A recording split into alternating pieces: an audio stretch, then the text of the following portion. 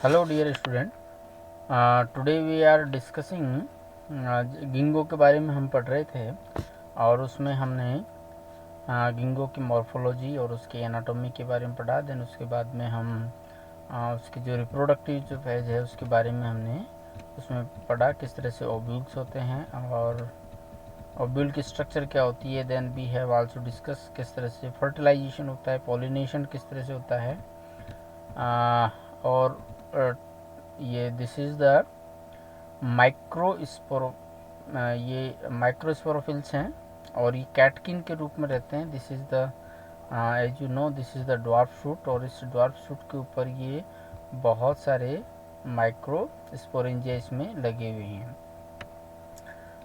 ये जब पॉलिनेशन होता है तो इनसे पोलन का बाइंडली as we know that ginkgo is the anemophilous gymnosperms और उसमें बाइंड पोलिनेटेड होता है। तो यहाँ से पोलन्स फिर एनवायरमेंट में आते हैं और फीमेल प्लांट्स पे पहुँचते हैं।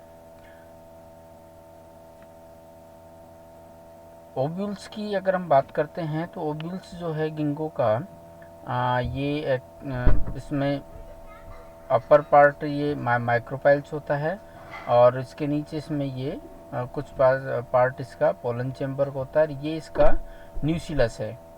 न्यूसिलस क्या होता है? इसका न्यूसिलस होता है ये जैसा पेरेंट्स प्लांट्स होता है उसी तरीके से न्यूसिलस होता है। अगर है ये डिप्लॉयड प्लांट्स हैं तो न्यूसिलस भी डिप्लॉयड होगा। तो ऑब्वियसली यहाँ पर ये डिप्लॉयड होता है और उसके बाद में इसके चारों तरफ इसमें ये इंटेगुमेंट्स होते हैं। पोलन चैम्बर एक्चुअली ये डिसइंटीग्रेट होकर के ये पोलन चैम्बर बनाता है। देन उसके बाद में this is the functional megaspores mother cells इसमें फॉर्मेशन होता है और फंक्शनल मेगास्पोर मदर सेल्स में फिर उसके बाद में उसमें मियोसिस होता है और मियोसिस होने के बाद में 3 ऊपर के जो सेल्स होती है वो डिजनरेट हो जाती है। नीचे का फंक्शनल मेगास्पोर्स होता है। ये मेगास्पोर्स आगे रिपीटेड डिविजन्स होते हैं इसमें फीमेल गैमेट। ये इसका फंक्शनल मेगास्पोर्स है। इसमें रिपीटेड पहले न्यूक्लियर डिविजन्स होते हैं। फ्री न्यूक्लियर स्टेज होती है 256 तक और आगे भी हो सकती है और उसके बीच में एक सेंट्रल वैक्यूल्स कन्वर्ट होती है। देन उसके बाद में कोशिकाओं के जो चारों तरफ है जो यहाँ पर ये from starting from the periphery region to central region, periphery region से लेकर के सेंट्रल की तरफ कोशिकाएं साइटोकाइनेसिस होता है और तो ये साइटोकाइनेसिस फिर धीरे धीरे पूरे चैम्बर ये सेलुलर हो जाता है और यहाँ पर दोनों पार्ट्स जो हैं इसके ये अभी इसको पूरे को हम फीमेल गैमेटोफाइट के नाम से जानते हैं या एंडोस्पर्म या इसी का सिनोनिमस है फीमेल गैमेटोफाइट्स। इस फीमेल गैमेटोफाइट्स में एक तो यहाँ पर ये उभरी हुई स्ट्रक्चर्स हमें नज़र आती है। This is known as the tent pole के नाम से इसको हम जानते हैं। और ये यहाँ पर दोनों जो थोड़ा सा यहाँ पे उभार है, इसके बाद में ये खांच जैसी स्ट्रक्चर है तो इसको हम आर्चिगोनियर इनिशियल्स यहाँ पे डेवलप होती है। ये आर्किगोनियर इनिशियल्स फिर आगे जा कर के इसमें आर्किगोनिया का डेवलपमेंट होगा। आर्किगोनिया का डेवलपमेंट कैसे होता है? इसमें आर्किगोनिया इनिशियल्स हैं। देन उसके बाद में उसमें 2 पेरिक्लेनल डिविजन्स होते हैं। 2 पेरिक्लेनल डिविजन्स होने से 2 सेल्स का फॉर्मेशन होगा, एक तो प्राइमरी नेक इनिशियल्स और एक सेंट्रल सेल्स। प्राइमरी नेक इनिशियल्स में 2 वर्टिकल डिविजन्स होते हैं। उससे सिंगल टायर में मतलब एक ही जो टायर है या एक ही जो उसका सेल्स हैं उसी लाइन में 4 कोशिकाओं का निर्माण होता है और हम जब बाहर से देखते हैं तो हमें 2 कोशिकाएं नजर आती है, 2 उसके पीछे आती है जब उसका टीएस काटते हैं तो। देन उसके बाद में जो सेंट्रल जो सेल्स है उसमें पेरिक्लिनल डिविजन्स होता है। पेरिक्लिनल डिविजन्स होने से जो बड़ी सेल्स होती है वो तो एक सेल्स में बन जाती है और जो छोटी सेल्स होती है उसको वेंट्रल कैनाल सेल्स के नाम से जानते हैं। वेंट्रल कैनाल सेल्स एफेरमल होती है, कुछ समय के बाद में ये डिसइंटीग्रेट हो जाती है। तो this is about the female gametophyte के डेवलपमेंट के बारे में है। देन उसके बाद में जो फीमेल गेमेटोफाइट्स हैं, एक तो इसमें जो ध्यान देने वाली बात यह है कि एक तो इसमें ये टेंट फोल लाइक स्ट्रक्चर्स इसमें मिलती है, जो इसी का एक तरीके से पेक्यूलर कैरेक्टरिस्टिक है। इस फीमेल गेमेटोफाइट की जब अल्ट्रा स्ट्रक्चर की अगर हम बात करते हैं तो इसमें डेक्स हैमर ने 1973 में इसमें इसकी अल्ट्रक्चर स्टडी की और उन्होंने different zones according to their food reserve जैसे होते हैं उसी के अलावा डिफरेंट जोन्स में उन्होंने डिवाइड किया। उन्होंने सबसे जो पहली लेयर रखी वो है लिपिड जोन्स, जो आउटर 3 से 4 लेयर्स होती है। Lipid zone outer 3 to 4 layer होती है, ये लिपिड जोन्स होते हैं। देन उसके बाद में स्टार्च प्रोटीनोलिपिड्स जोन्स होता है, जिसमें बहुत ज़्यादा बैक्यूलेटेड सेल्स यहाँ पे रहती है, या बैक्यूलेटेड सेल्स रहती है। देन उसके बाद में जो तीसरा जोन है वो स्टार्च जोन है, जिसमें लार्ज बैक्यूलेटेड सेल्स और उसमें पेरिफेरल साइटोप्लाज्म मिलता है। और सेंट्रल जो जोन्स होता है उसमें लेयर्स डिफ्रेंशिएशन बहुत ही कम डिफ्रेंशिएटेड सेल्स होती है और उनमें बहुत कम रिजर्व फूड मटेरियल होता है। देन पॉलिनेशन की अगर हम ये आर्किगोनिया का डेवलपमेंट है, ये प्राइमरी नेक सेल्स है जैसे भी बताया था, दूसरी ये सेंट्रल सेल्स है और ये नेक सेल्स है, ये 4 नेक सेल्स है, ये वेंट्रल कैनाल सेल्स है, ये एग सेल्स है। और ये फुली डेवलप्ड जो आर्किगोनिया है उसमें एक तो बड़ा ये न्यूक्लियस एग न्यूक्लियस का होता है, ये वेंट्रल कैनाल सेल्स का न्यूक्लियस हो जाता है जो कुछ समय के बाद में डिसइंटीग्रेट हो जाता है, और ये नेक सेल्स है। तो ये पूरी स्ट्रक्चर इसकी आर्किगोनिया की है, नीटम की आर्किगोनिया की डेवलपमेंट की है।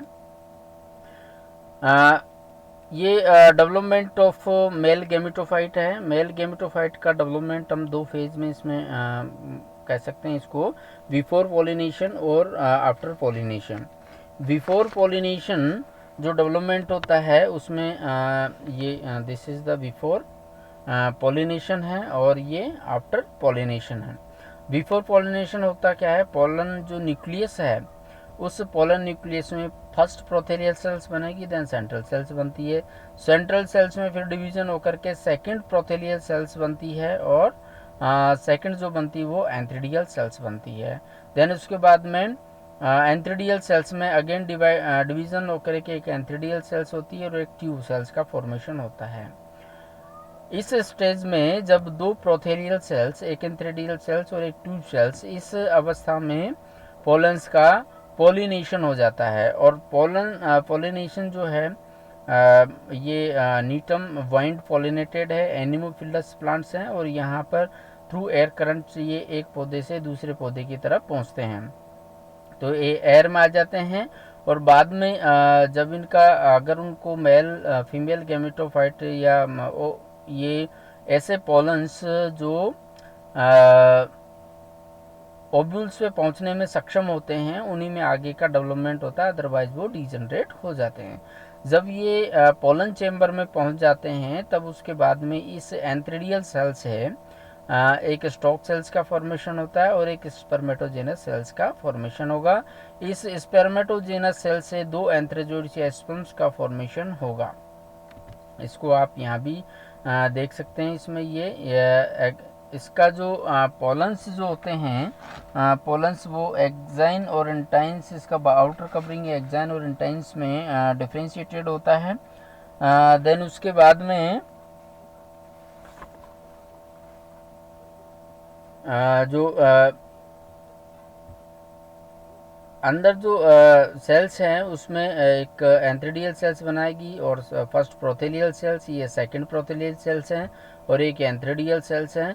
और देन उसके बाद में एक ट्यूब सेल्स का और जनरेटिव सेल्स का निर्माण होता है। तो ये 4 सेल्ड अवस्था में, इस अवस्था में इसका पोलिनेशन होता है। और जब ये ओव्यूल से पहुंचने में सक्षम हो जाते हैं तो पोलन चेम्बर में जाकर के ये अटैच हो जाते हैं थ्रू पोलन ड्रॉप। ये इनको एक्सेप्ट करती है। पोलन ड्रॉप जो होती है ये यहाँ पे हमने इस डायग्राम में देखा था, थ्रू द पोलन ड्रॉप। ये दिस इज द, ये इस तरह से ये पोलन ड्रॉप निकलती है ओव्यूल्स के बाहर और इस पोलन ट्यूब में ये अटैच हो जाते हैं और इनके में कीमो जो केमिकल इंटरेक्शन होता है, then they identify that it is suitable pollens, देन उसके बाद में ये जो पोलन ड्रॉप है ये इनको अंदर की तरफ धकेल देती है कुछ समय के बाद में, और वहाँ पर इनका आगे जर्मिनेट होता है। ये इस तरह से ये एक सेल्स की तरफ जाते हैं, पोलन ट्यूब का फॉर्मेशन होता है, और ये इसके पॉलन्स हैं जो एंथ्रेजोइड्स इसमें होते हैं, बहुत सा सीलिया इसमें होते हैं, और ये देखिए इसके अंदर ये एंटर हो जाता है। तो फोर्थ सेल्ड अवस्था में इसका पॉलिनेशन हो गया और आगे जाकर के डेवलपमेंट होता है। ये ट्यूब सेल्स आगे पोलन ट्यूब का फॉर्मेशन करती है, और ये जो बॉडी सेल्स हैं ये आगे जाकर के दो इसको स्पम्स के नाम से जानते हैं, एंथ्रेजोइड्स भी कहते हैं, तो ये एंथ्रेजोइड्स के नाम से जानते हैं। और इसके बाद में इसकी जो पोलन ट्यूब है ये कई बार रेमिफिकेशन से दर्शाती है ताकि इसको ज़्यादा से ज़्यादा न्यूट्रिशन मिल सके, और ये इसको धकेलती है किसकी तरफ, ये इसकी तरफ धकेलती है। इसमें ये जो ये यहाँ पर जो आर्किगोनिया का डेवलपमेंट होगा, आर्किगोनिया की तरफ ही इसको कंटिन्यूस धकेलती रहती है। और आर्किगोनिया में पास में पहुंचने के बाद में फिर इसमें आगे जर्मिनेशन वो क्या कहते हैं इसमें फर्टिलाइजेशन होगा। तो sperms along with the pollen tube cytoplasm are released in the archegonial chamber by rupture of terminal part of pollen tube। इसमें ऑस्मोटिक जो साइटोप्लाज्म है पोलन ट्यूब का ये रप्चर्ड हो जाता है, इससे जो मोटाइल जो स्पर्म्स हैं वो आर्किगोनिया में रिलीज हो जाते हैं। तो जनरली जो फर्टिलाइजेशन है वो सितंबर में होता है, और 4 मंथ्स आफ्टर द पोलिनेशन जब होता है, पोलिनेशन के 4 महीने के बाद में इसमें फर्टिलाइजेशन होता है। The two sperms proceed toward the archegonia with the forward and circular motion. इसमें जो सीलिया होती है उसकी वजह से ये मूवमेंट करने में सक्षम होता है। साइकस में सीलिया ये साइकस के एंथ्रेजोइड्स की तरह होता है। आर्किगोनियल जो चैम्बर है is filled with the fertilisation fluid produced by the nuclear cells. और जो सिलियरी बैंड्स होते हैं स्पर्म्स के ये top of the egg cells होती है वहीं पर बाहर छोड़ दिए जाते हैं, और सिर्फ एंथ्रेजोइड्स का न्यूक्लियस ही एग सेल्स के अंदर ये प्रवेश करता है। जब इनके बीच में फिर फर्टिलाइजेशन होता है तो उससे जाइगोट का फॉर्मेशन हो जाता है। जाइगोट का फॉर्मेशन होने के बाद में आगे फिर उसे फुल एम्ब्रियो का फॉर्मेशन होगा। ये देखो इसमें ये इसमें ये देख सकते हैं, इसमें ये कॉलर है, ये पूरा ये फीमेल गैमेटोफाइट्स हैं, और इसमें ये आर्किगोनिया यहाँ पर डेवलप हुई है। ये पोलन चैम्बर है जिसमें पोलन आकर के लगते हैं, और इस पोलन्स में जर्मिनेट होने के बाद में ये यहाँ आर्किगोनिया तक पहुँचते हैं। और इसका जो आउटर जो इंटेगुमेंट्स है, इंटेगुमेंट्स डिवाइडेड इनटू 3 पार्ट्स। कौन कौन से, outer fleshy layer, middle stern layer और inner fleshy layer as usual integuments होता है। और जैसे ही फर्टिलाइजेशन होता है तो फिर ये माइक्रोपाइल जो रीजन है ये बंद हो जाता है, बिल्कुल क्लोज हो जाता है, और ये आगे जाकर के ये पूरी स्ट्रक्चर कन्वर्ट हो जाती है सीड्स में। ये एम्ब्रियो का डेवलपमेंट है। इसमें पहले फ्री न्यूक्लियर स्टेज होती है, देन उसके बाद में सेलुलर स्टेज होती है, और सेलुलर स्टेज होने के बाद में इसमें डाइकोटिलेडन्स 2 कोटिलेडन्स का निर्माण होता है। तो डाइकोटिलेडन्स एम्ब्रियो का इसमें फॉर्मेशन हो जाता है, पर रेडिकल नीचे सूट अपेक्स में होता है। ये आगे का डेवलपमेंट है एम्ब्रियो का, और इसमें ये एक्चुअली ये सीड का एलएस है, एलएस ऑफ सीड, और इसमें ये इस तरह से एक ड्वार्फ शूट पे सीड मतलब कि एक टहनी के द्वारा या पेडंकल जो होता है उसके द्वारा ये लगे हुए रहते हैं, यहाँ पर ये अटैच रहते हैं। और इसमें जो एम्ब्रियो है बीच में ये एम्ब्रियो होता है, एम्ब्रियो के चारों तरफ फिर फीमेल गैमेटोफाइट होता है जिसमें ये कंटिन्यूस ये ग्रोथ करता रहता है, और इस एम्ब्रियो के चारों तरफ फिर इसमें न्यूक्लियस भी पाया जाता है।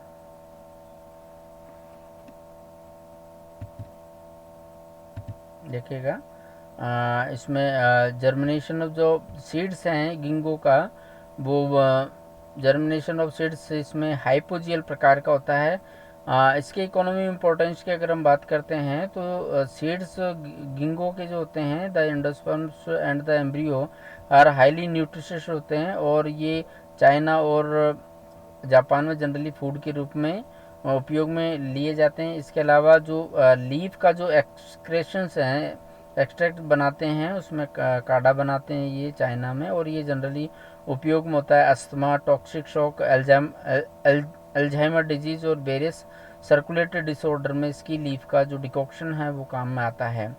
इसके अलावा जो गिंगो ट्री है, पर्टिकुलरली जो मेल ट्री है, widely grown as street tree in the United States for providing the shades के रूप में ये उपयोग में लाया जाता है। और गिंगो ट्री की पूजा भी की जाती है चाइना और जापान में, जैसा हमने पहले इसके बारे में डिस्कस किया। जनरली जो गिंगो से बनने वाली जो मेडिसिन्स भी बनती है वो एंटीऑक्सीडेंट के रूप में या एंटी एजिंग एजेंट्स के रूप में ये काम में ली जाती है। इसी के अलावा टिनिटस जो एक तरह से टिनिटस एक उसमें रिंगिंग जो होती है, इसमें कान में जो हमारा जो ईयर है उसमें कंटिन्यूस अगर रिंगिंग होती है तो टिनिटस रोग के नाम से जानते हैं, उसमें काम आता है। हेडेक में काम आती है इसकी दवाइयाँ बनने वाली, फीवर में काम आती है। इसके अलावा हाई ब्लड प्रेशर और ब्लड सर्कुलेशन या हार्ट से संबंधित इनकी डिजीज़ इनसे बनने वाली जो दवाइयाँ उसमें काम आती है। इसके अलावा एनर्जी प्रोड्यूशन के रूप में भी ये काम आती है। और ये जनरली ये माना जाता है कि गिंगो एक्चुअली ये जो ब्रेन का, ये देखिएगा, this is the structure of a brain, और ये ब्रेन को एक तरह से हेल्दी रखने का काम करते हैं। इसलिए ये माना जाता है कि गिंगो का जो होल प्लांट है, पूरा का पूरा प्लांट्स ब्रेन की हेल्थ के लिए भी अच्छा होता है। और गिंगो के ये इस तरह से ये मेडिसिन्स ये टैबलेट के रूप में हमें मिलता है, इसके डिफरेंट एक्सक्रेशन के रूप में। ये दिस इज़ द गिंगो ट्री हैं ये डिफरेंट। Thank you.